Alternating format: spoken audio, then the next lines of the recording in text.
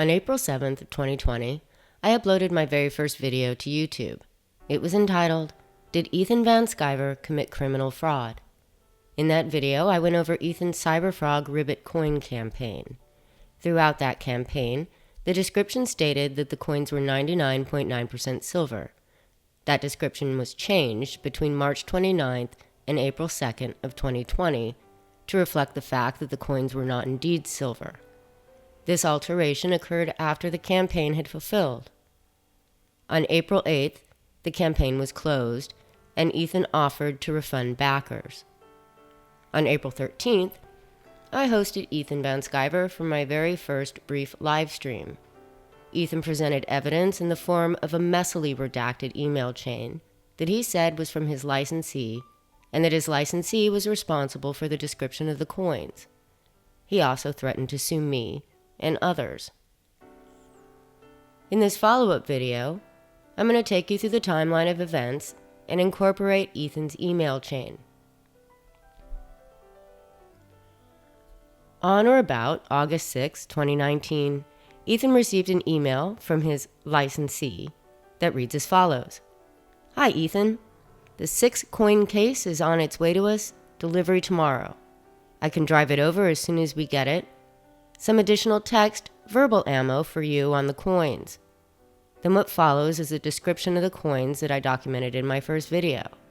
The claim that the coins are 2019 JFK half dollars and are composed of 99.9% silver.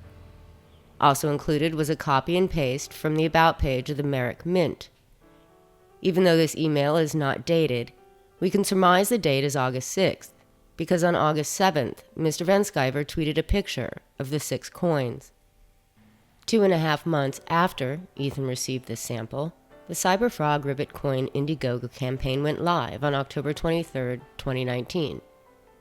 Even though the campaign had already opened, the description posted, and tiers backed, the person Ethan says is his licensee opened a dialogue with Merrick Mint about how the coin should be described. The very first email contains a URL that takes us to this website, Money Metals Exchange. This site describes 40% silver Kennedy half dollars that they have on sale. These are older coins that were minted between 1965 and 1970. The licensee asked if this was a fair representation of the coins that are being used by Merrick Mint. At this time, the description on the campaign page asserted that the coins were 99.9% silver proofs. The first email that contains a date is from October 28, 2019. This exchange between the licensee and Merrick Mint ends in a request by the representative from Merrick for a phone call from the licensee to clear things up. We don't know what happened during that phone call and what was discussed by a representative of Merrick and the licensee. Mr. Van Sciver claims to not know either. However, the final email shown to us by Ethan is dated 10/30 and simply says, "Fantastic information, thank you." We do not know what information Mr. Van Sciver is referencing. That is missing from the chain.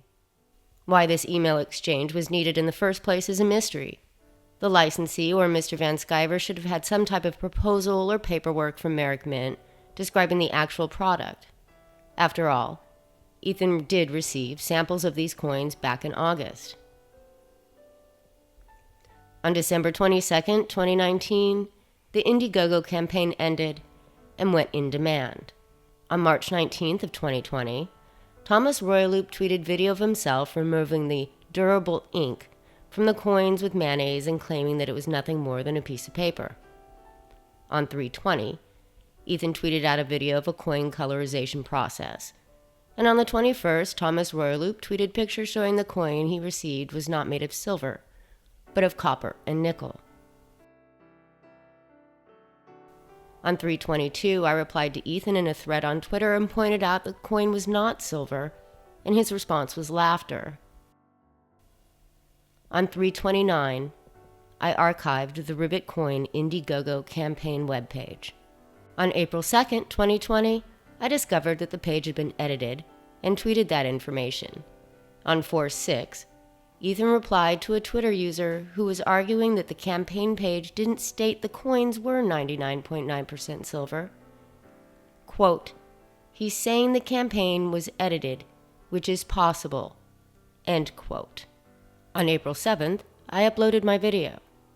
Ethan claims to have received this undated memo from his licensee after my video went up. It reads, "Hi Ethan, just caught the broadcast about the silver coins. I have to start with an apology because I sent you erroneous information. These coins are not 99.9% silver. The JFK 2019 coins are authentic US minted coins, but the 2019 99.9 silver run is not what we are selling. That's on me. And for that I apologize. We need to update the website and remove that sentence. Please note, the silver color is the actual coin as it comes from the mint, not silver plated. The gold coins are gold plated, so all good there. Again, apologies for any confusion I've created. Best regards." Ethan stated during our talk that as soon as he received this memo, he decided to refund his backers. And on April 8th, an update was posted to his campaign page letting backers know that Ethan would send them a refund if they contacted him and requested one. The problem with Ethan's explanation is the change in the campaign description happened nearly a week earlier, and Ethan intimated that he had no knowledge of that rewrite. Why would the licensee suggest changing the description of the coins on Indiegogo if that alteration had already taken place? Without a date on this piece of correspondence, we have no way of knowing. No refunds were offered at the time of the revision. Ethan asserted during our talk that this memo was received after Thomas Royloop and I brought this information to light and after my video had been published, that it was the impetus behind his issuing refunds and closing the campaign. Why would Ethan not fully vet any product being sold under his name and on his Indiegogo account? After this licensee has cost Ethan nearly $15,000 because of a fraudulent description of the Ribbit Coin campaign, why would he still be willing to work with them now and in the future? While wearing this absurd getup, paid for by his backers, Ethan called the $15,000 he received from this campaign a, quote, "paltry sum," unquote. What Ethan calls paltry is more than what 10% of the population of the U.S. earns in a year. That paltry sum is money that his backers worked hard for. That paltry sum was given to Mr. Van Sciver in good faith for a product that Ethan described but did not deliver.